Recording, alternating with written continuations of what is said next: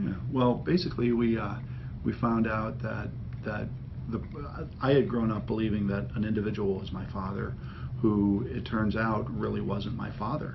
And you hear about that stuff all the time, but when it's you in the middle of something like that, it's a pretty interesting thing. So I got a call from a sibling of ours saying that she had good reason to believe that I was her sibling.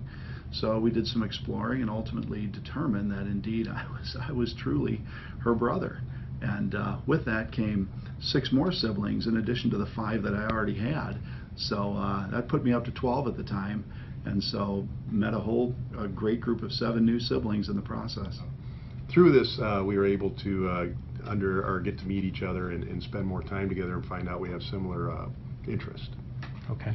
Now, you mentioned that when it comes to the way that you represent your constituents, you seem to have a similar mindset, or a similar philosophy. Can you tell me a little bit about that?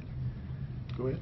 Sure. You know, I think one of the things that really connects Brian and I when it comes to politics is the understanding that we don't really own those elected seats that we sit in. The citizens own them, and we're there to get results for citizens, and the citizens don't really care when it's all said and done about partisan politics. They care about results.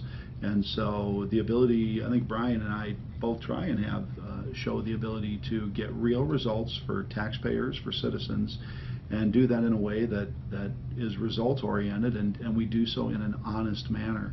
I think one of the things I respect the most about Brian is that, especially like with school board stuff, when I talk with him about state funding and some of those things, even if it's the answer you don't want to hear, Brian is going to be really straight about that, and he's going to be honest, and he's going to give you the scoop without any spin. And I think that's really a respectable quality for anybody who is a policy